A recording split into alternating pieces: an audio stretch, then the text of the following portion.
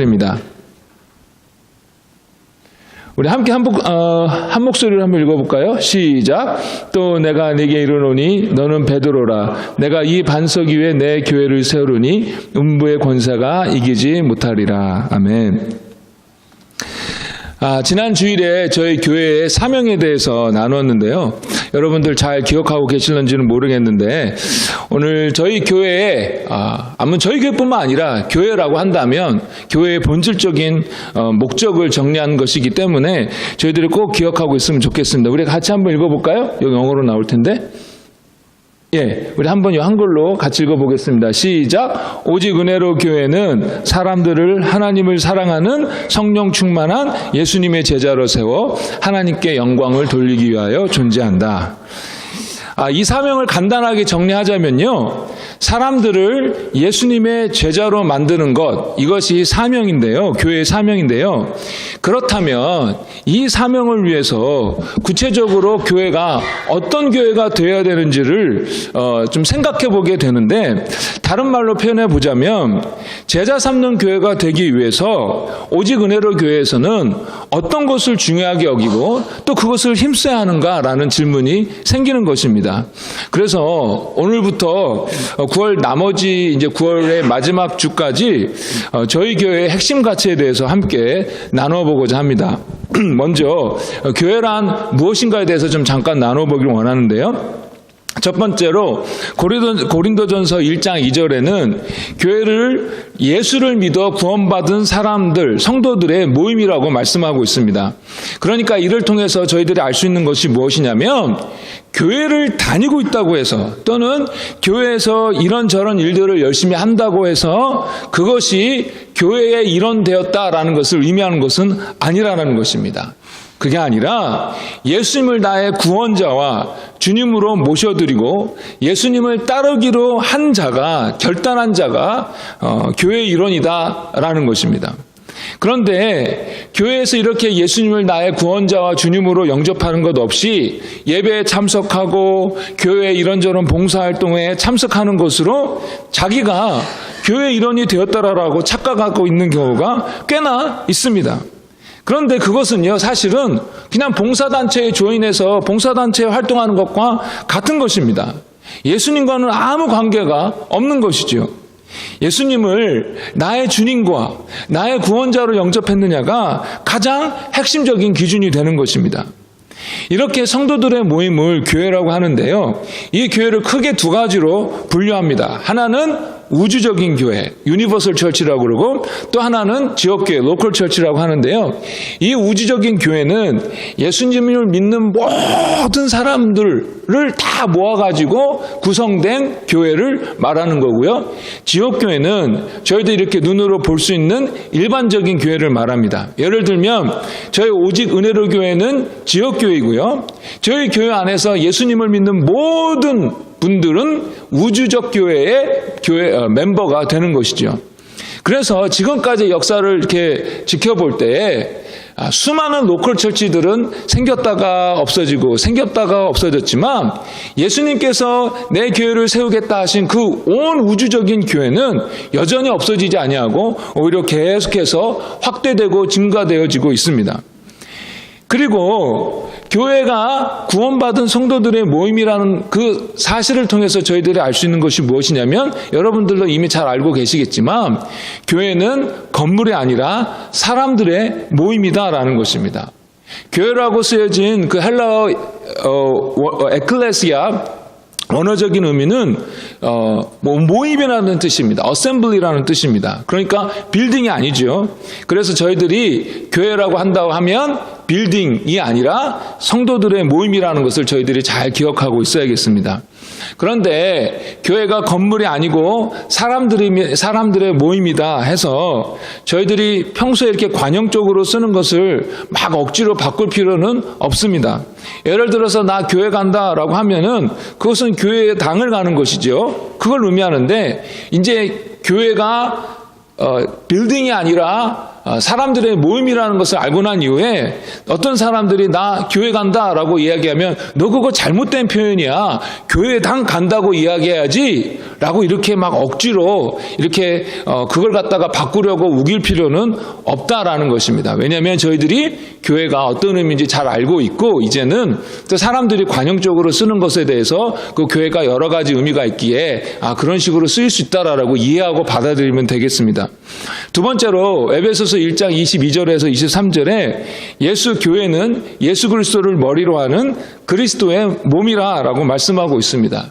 즉 교회는 유기적인 조직이다라는 것입니다. 그래서 교회 구성원 중 한 사람이 고통을 당하면 다 같이 아프고 또 한 사람이 기쁘면 다 같이 기뻐하게 됩니다. 그러니까 제가 예전에도 몇 번 말씀드렸는데 내가 몸에 속했는지 안 속했는지 아는 여러 가지 척도가 있겠지만 그 중에 하나가 뭐냐면 교회 성도의 누군가가 아파할 때 나도 같이 아픈가? 그럼 내가 그 교회에 속한 거고 누가 또 기쁠 때 나도 같이 기쁜가? 그러면은 내가 그 교회에 이렇게 속한 것입니다. 그런데 다른 성도의 다른 지체들이 이렇게 느끼든 저렇게 느끼든 아무런 감정이 내한테 없다면 나는 지금 그 교회 공동체에 지금 지체로 이렇게 속해져 있지 않을 확률이 굉장히 높습니다. 또한 하나님께서 각 교회 멤버들에게 여러 가지 은사와 재능을 주셔서 이 각자의 은사와 재능을 가지고 서로를 섬기도록 하셨습니다. 한 사람에게 모든 은사와 재능을 다 주시지 않았습니다. 골고루 나눠주셨어요. 그래서 각자의 가진 은사로 이렇게 서로를 섬겨서 그것을 통하여 하나님의 축복이 하나님의 그 영적인 은혜가 서로를 통하여 서로에게 전달되도록 하게 되었습니다. 그래서 이 사람이 없으면 내가 이 사람을 통해서 하나님께서 주시고자 하는 은혜를 못 받는 거예요. 그래서 이 사람이 꼭 필요한 것입니다. 저 사람이 꼭 필요하고 저 사람에게 있어서 내가 꼭 필요한 것입니다. 이렇게 하나님은 긴밀하게 서로 연결되어져서 서로에게 은혜의 통로가 되도록 하셨습니다. 그래서 성경은 교회를 그리스도의 몸이다라고 표현하고 있는 것입니다. 세 번째로 에베소서 2장 20절에서 22절에는 교회를 하나님의 성전이다라고 말씀하고 있습니다. 구약에서 성전은요 무엇보다도 하나님께서 특별하게 임재하시는 그런 장소였어요. 그런데 교회를 성전이라고 한다면 그 이유는 무엇보다도 하나님의 영이신 성령님께서 함께 하신다라는 뜻입니다. 그래서 교회 공동체적으로 이 성령을 통하여 하나님의 뜻을 알게 되고 또 하나님의 뜻대로 행할 수 있는 능력을 얻게 되는 것입니다. 네 번째로 에베소서 5장 25절에서 27절에는 교회를 그리스도의 신부라라고 말씀하고 있습니다. 무슨 말입니까? 예수님께서 교회를 아주 극진히 정말 자기의 신부처럼 그렇게 사랑하신다라는 것입니다. 자기의 목숨까지 내어줄 정도로 교회를 사랑하시고 귀하게 여기시는 것입니다. 그리고 동시에 이 신부된 교회가 흠없고 순결하게 이렇게 되도록 하기 위하여 필요한 모든 것들을 다 공급하여 주신다라는 뜻도 거기에 있습니다. 그리고 마지막으로 마태복음 16장 18절에 예수님은 내 교회를 세우겠다라고 말씀하시면서 이 교회가 자기의 소유인 것을 말씀하여 주셨습니다. 이 교회는 예수님에 의해서 세워져야 하는 것이고 그러기에 이 교회의 주인은 예수님이라는 것입니다. 자, 지금까지 제가 교회에 대해서 말씀을 드렸는데 이것을 좀 정리를 하자면요. 교회는 예수님을 통하여 구원받은 성도들의 유기체적인 모임이고 하나님의 영이신 성령님께서 함께 하시는 모임이고 예수님께서 지극히 사랑하시고 돌보시는 모임이고 마지막으로 그래서 이 교회의 주인은 예수님이시다라는 것입니다. 교회에 대한 이런 하나님의 뜻을 생각해 보게 될 때에 저희들은 교회에 대해서 아주 아름다운 그림을 이렇게 그리게 됩니다. 모든 죄가 용서받아서 기쁨과 감사가 넘치는 성도들이 함께 모여 서로 사랑하고 섬기는 모습을 저희들이 이렇게 그리게 되죠. 그리고 성도들 한 사람 한 사람이 다 거룩한 삶을 살고 있고 또 교회적으로도 그런 거룩한 삶을 격려하고 칭찬하는 그런 교회를 저희들이 기대하게 됩니다. 그리고 자기의 유익을 위해서 사는 것이 아니라 이제 예수님의 뜻을 따라 교회 아니든 밖이든 고통당하고 있는 사람들을 위하여 기꺼이 희생하고 돌보는 그런 교회를 생각하게 됩니다. 얼마나 아름다운지요. 그런데요, 우리가 실제로 이 땅에서 보게 되는 이런 교회들, 지역교회는 안타깝게도 성경에서 가르치고 있는 것과는 많이 다른 모습을 보여주게 됩니다. 때로는 교회 안에서 다툼과 나눔이 있는 것을 보게 됩니다. 때로는 여전히 교회 안에서도 세상적인 가치관을 기준으로 움직이는 그런 모습을 가진 교회를 보게 됩니다. 때로는 거짓말이 아무렇지도 않게 용납되어지는 교회를 보게 됩니다. 그 밖에도 여러 가지 나쁜 모습들을 교회 안에서 보게 되는 것입니다. 그래서 저희들은 교회에 대해서 실망하게 되는 것이죠. 고린도전서를 보게 되면요, 그 편지 시작에 사도 바울이 고린도 교회에 대해서 하나님 앞에 감사의 기도를 올려드린다라고 이렇게 적고 있습니다.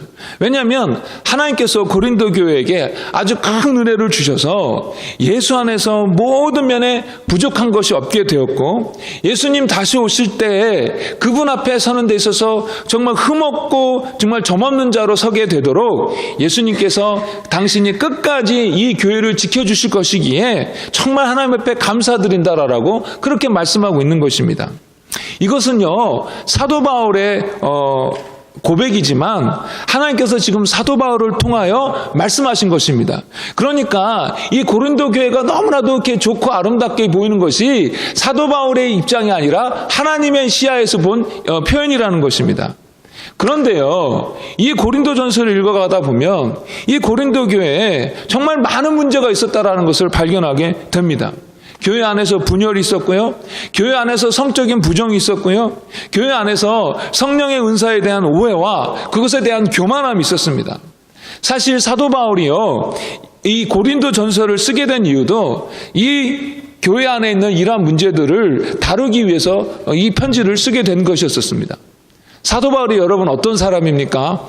부활하신 예수님께서 기적적으로 나타나셔서 이 사도 바울을 자기의 사도로 부르셨습니다.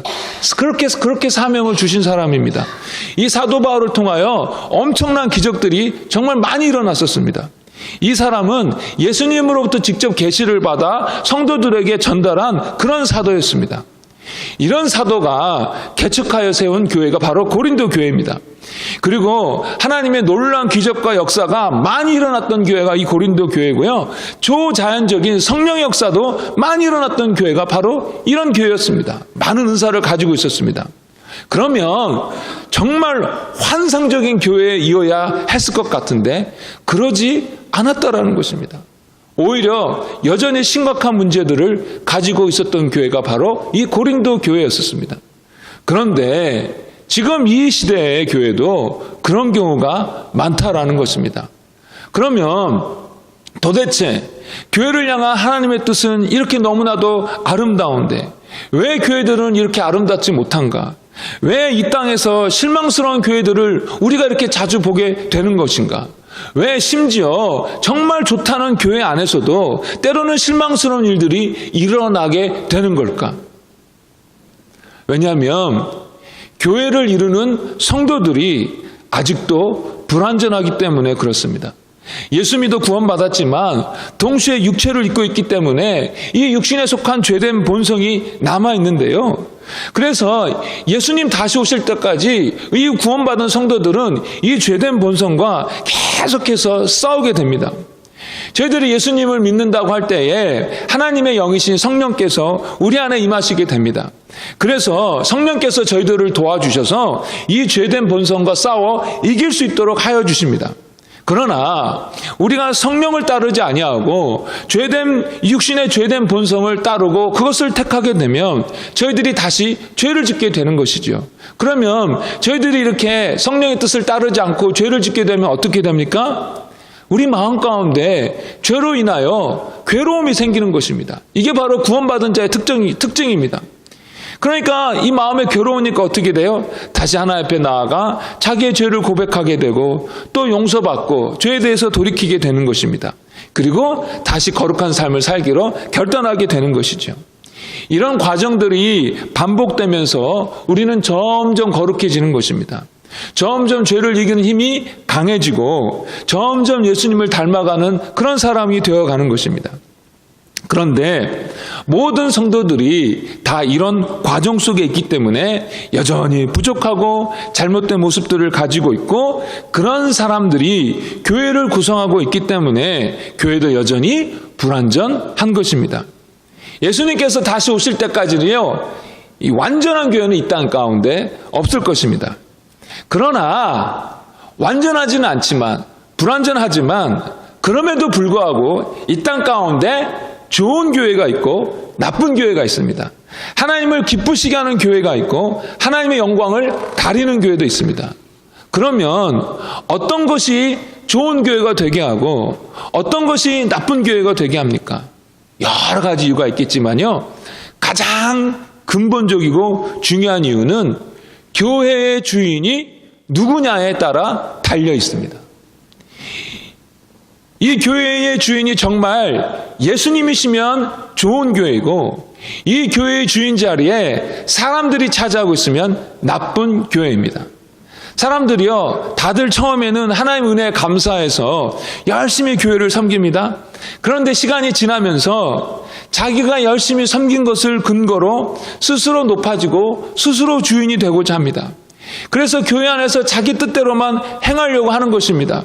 내가 교회를 위해서 얼마나 희생했고 내가 교회에다가 헌금을 얼마나 많이 했는데, 그러니 내 말 들어야 돼 라는 그런 태도를 갖게 되는 것입니다.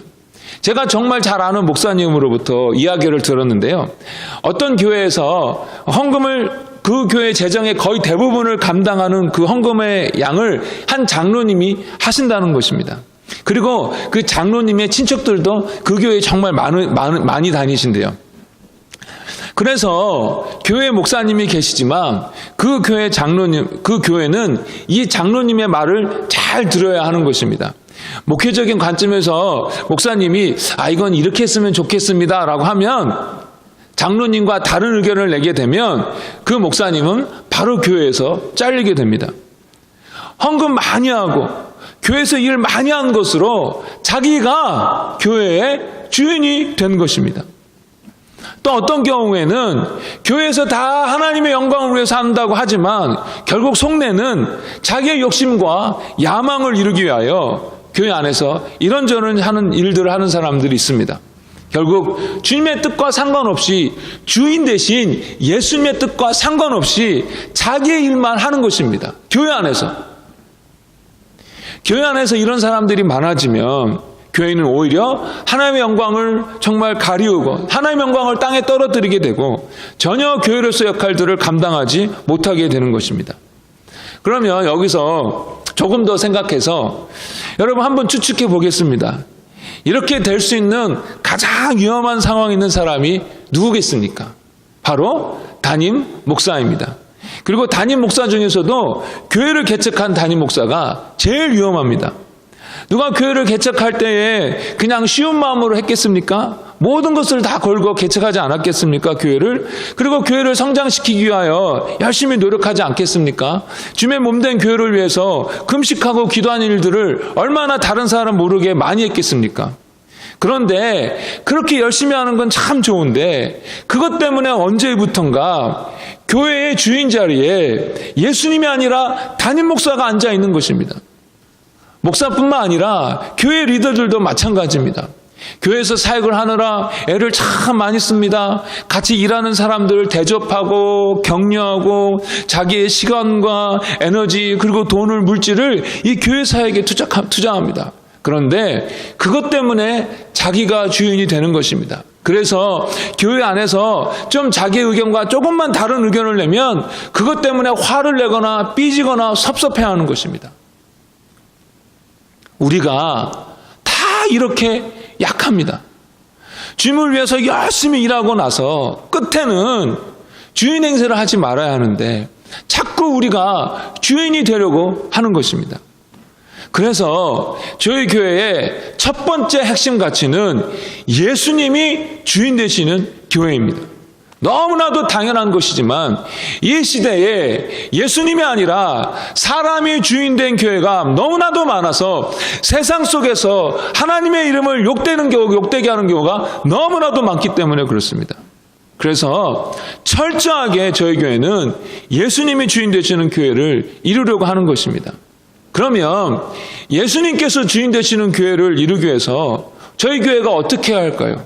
첫 번째로 교회의 주인 되신 예수님의 뜻을 알아내고자 하는 것이 제일 중요합니다. 예수님의 뜻도 물어보지 않고 그냥 내가 원하는 대로 하게 되면 그것은 예수님의 교회가 아니라 사람의 교회이지요. 그래서 겸손하게 교회의 주인 되신 예수님께 우리 주님의 뜻이 무엇인지 여쭤봐야 하는 것입니다. 그래서요, 교회에서는 중요한 결정을 앞두고 반드시 기도와 말씀에 더욱더 집중하는 시간을 가져야 합니다. 그 시간을 통하여 나의 욕심을 내려놓고 내 욕심이 제거되도록 하고 그 시간을 통하여 주님의 뜻을 이렇게 알게 되기 때문입니다. 그리고 정말 더 중요한 건 무엇이냐면 그 어떤 뜻이라 해도 주님의 뜻이면 순종하겠습니다라는 결단을 해야 하는 것입니다. 예전에도 말씀드렸지만 어떻게 하면 주님의 뜻을 알게 될까 하면서 방법적인 면에 성도들이 관심을 많이 갖습니다.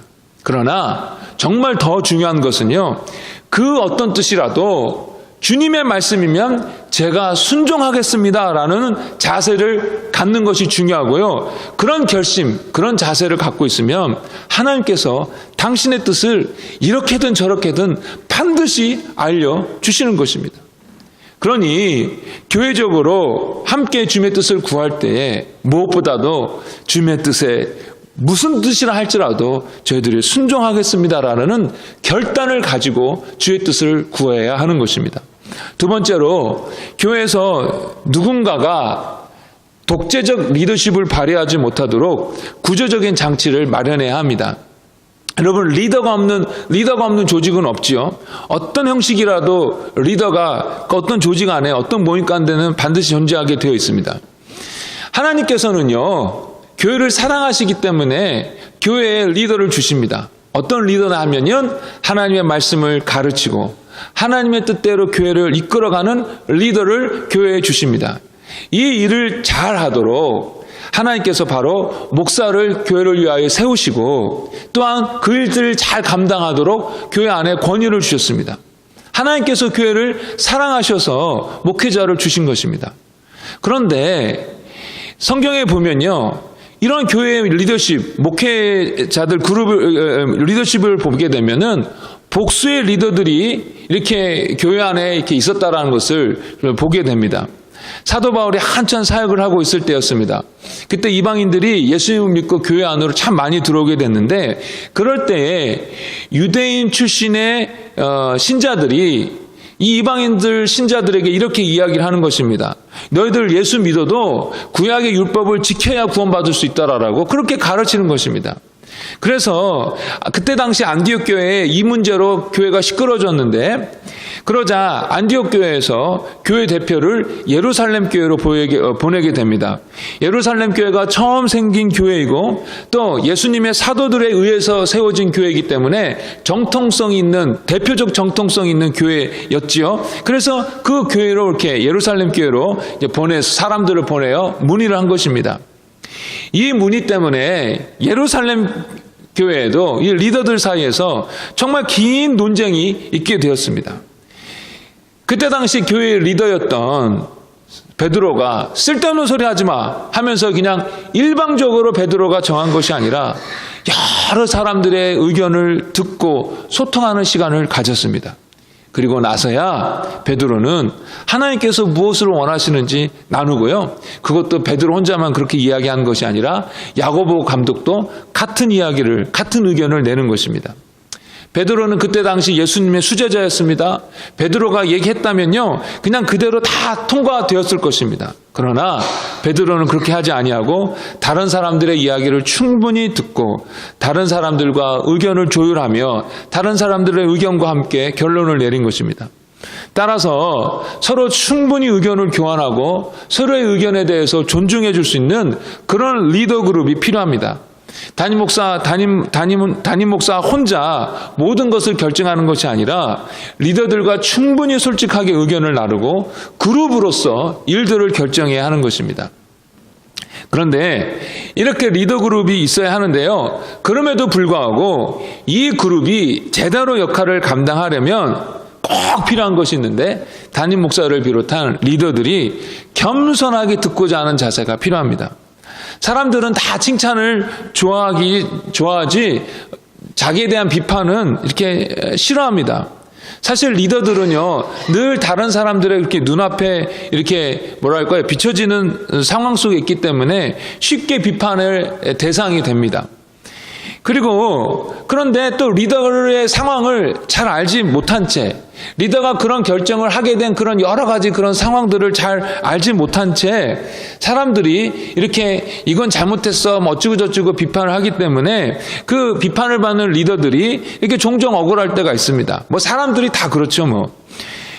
그러나 그럼에도 불구하고 리더들은 자기에 대한 비판과 충고를 들어야 합니다.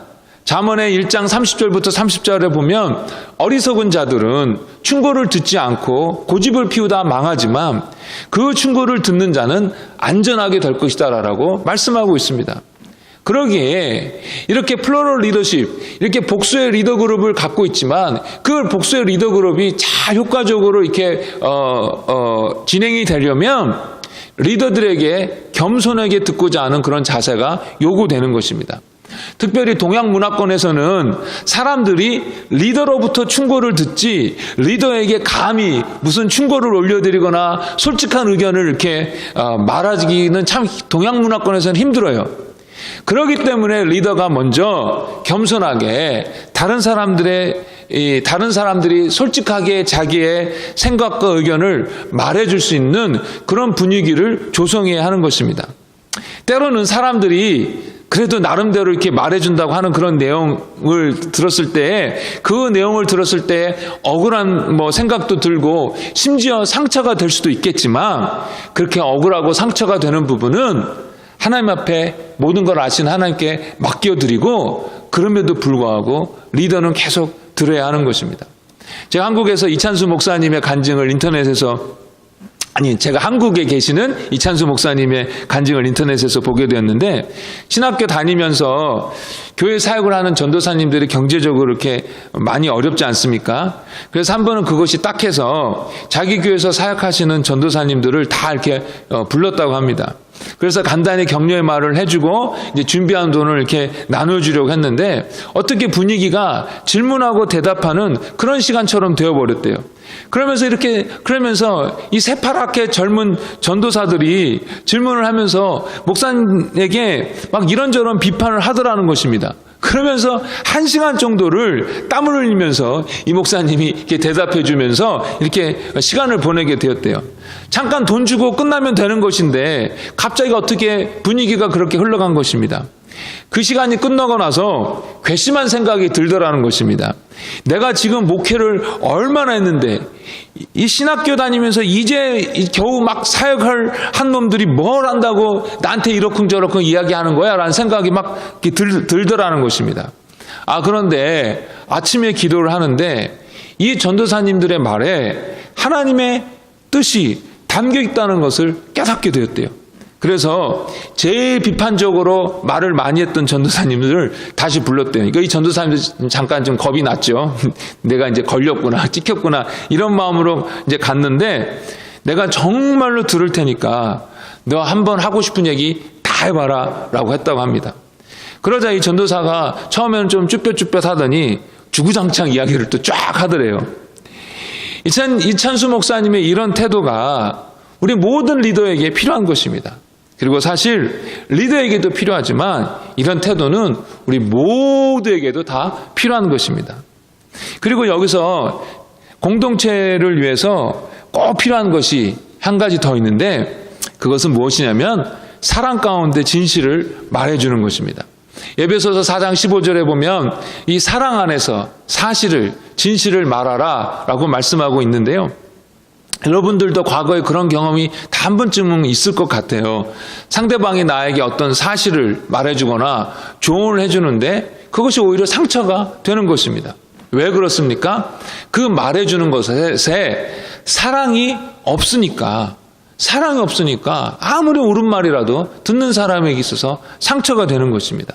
그래서 성경은 사랑 안에서 사실을 말하라 라고 말씀하여 주시는 것입니다. 즉, 그 상대방이 잘 되라는 마음에서, 교회가 정말 교회로 따지자면 이 교회가 잘 되기를 바라는 마음에서 진실, 사실을 말해 주어야 한다는 것입니다. 그런데 이 리더들을 위하여 사랑 가운데 진실된 충고를 해준 사람들이 필요한 것입니다. 목회자나 리더가 겸손하게 듣겠습니다 라고 이야기할 때뿐만 아니라 그렇게 하지 못하고 있을 때에도 용기를 내어서 진실한 말을 해주는 사람이 교회 안에 필요합니다.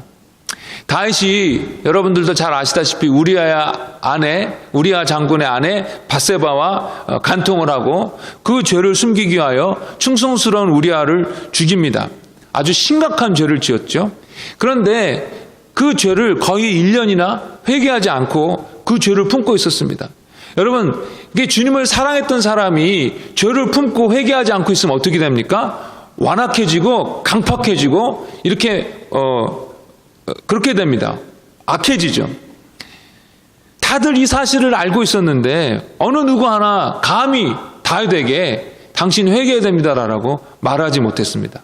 그때 하나님의 뜻을 받들어 나단이라는 선지자가 이 다윗에게 나아가 아주 직설적으로 회개해야 된다라고 충고해 줍니다. 하나님의 말씀을 전해 줍니다.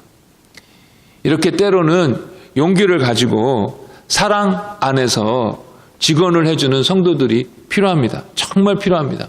정리하자면 교회의 주인이 사람이 아니라 예수님이 되는 교회가 되기 위하여 시스템적으로 복수의 리더 그룹이 있어야 되겠고요. 그러나 이 복수의 그룹이 잘 이렇게 진행되려면 담임 목사를 비롯해서 리더들이 겸손하게 들으려는 자세를 가져야 하고 교회 성도들도 사랑 안에서 진실과 조언을 말해 주어야 한다라는 것입니다. 자, 여기까지 제가 말씀드렸는데 이것 가지고도 사실 부족한 부분이 있습니다. 아까도 말씀드렸다시피 교회 안에서 가장 크게 문제를 일으킬 수 있는 사람이 담임 목사입니다. 열심히 사역도 하고 충성도 하지만 그러는 가운데 예수님 대신 자기가 주인이 되려고 하는 것이죠. 이렇게까지 되어버린 경우에는 마음이 딱딱해지고 교만해져서 사실은 누가 말해줘도 듣지 않습니다. 이런 상태로 계속 있게 되면 교회가 어려워지게 되는 것이죠.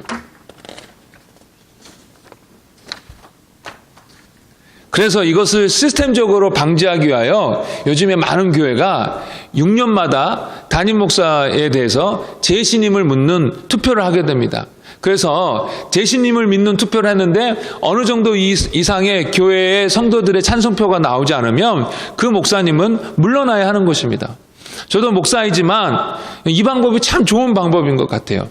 그래서 저희 교회도 아직 정관은 없지만 이제 앞으로 만들어야 되지만 저희들이 이야기한 대로 개척한 지 3년 되는 시점에 우리 교회 존속 여부를 묻고 그 이후에 계속 나아가게 된다면 그 다음부터는 6년마다 저희도 담임 목사에 대해서 재신임을 묻고자 합니다.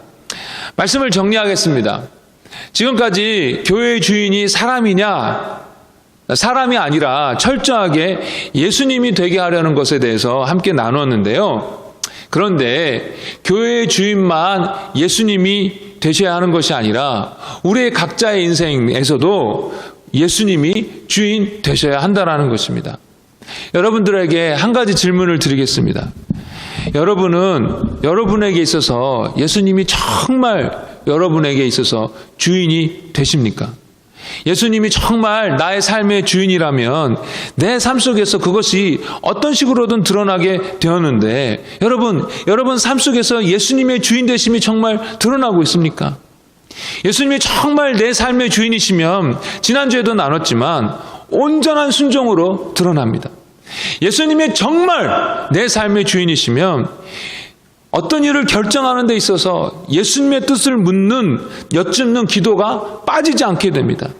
예수님이 정말 내 삶의 주인이시면 예수님의 일을 성취하는 것에 있어서 큰 기쁨을 느끼죠. 내가 조금 희생을 한다 할지라도. 예수님이 정말 주인이시면요, 내 인생의 인도하심에 대하여 그렇게 염려하고 두려워하지 않습니다.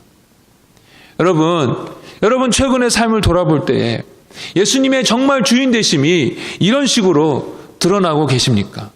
정말 예수님이 여러분에게 있어서 주인 되고 계십니까? 이번 한 주 정말 예수님을 주인으로 모시고 사는 저와 여러분 되기를 주의 이름으로 축복합니다.